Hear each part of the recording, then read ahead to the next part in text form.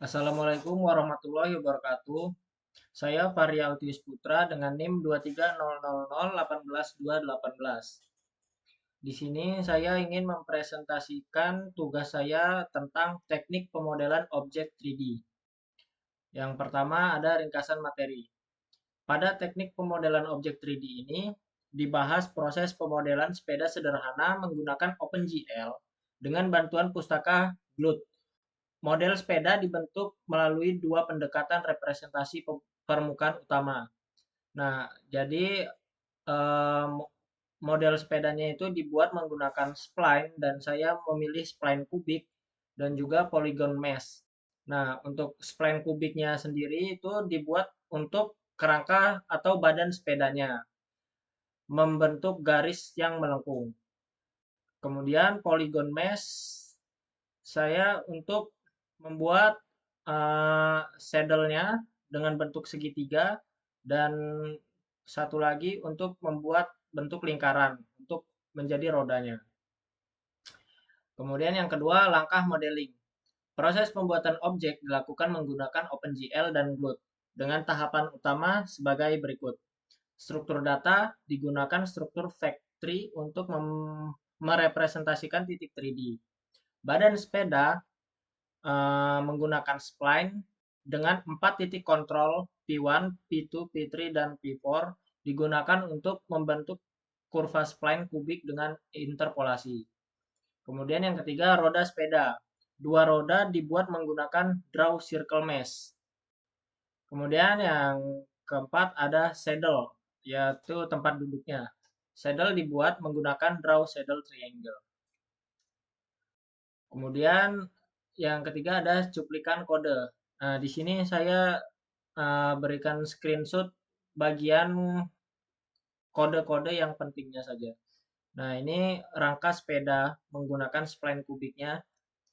Di sini di mana titik P1 saya ada di min 150, min 50. Titik P2 saya ada di min 50,40, titik P3 ada di 50,40, dan titik P4 ada di 150 min 50.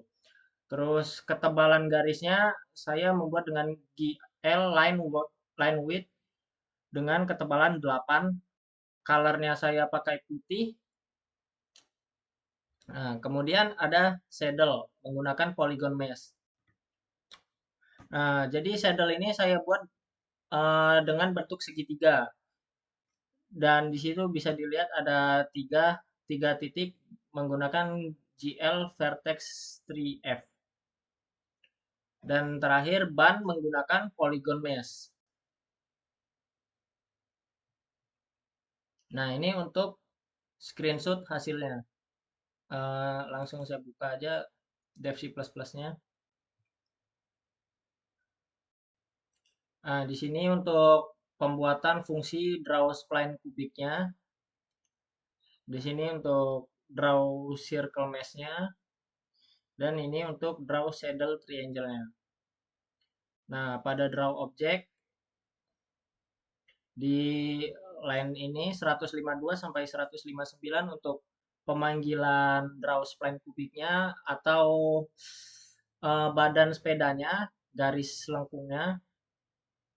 Kemudian ini di line 161 dan sampai 165 saya memanggil dua draw circle mesh karena rodanya ada dua untuk roda depan dan roda belakangnya. Dan ini line 167 sampai 170 untuk saddle-nya. Oke, langsung di run. Nah, ini untuk hasil run-nya.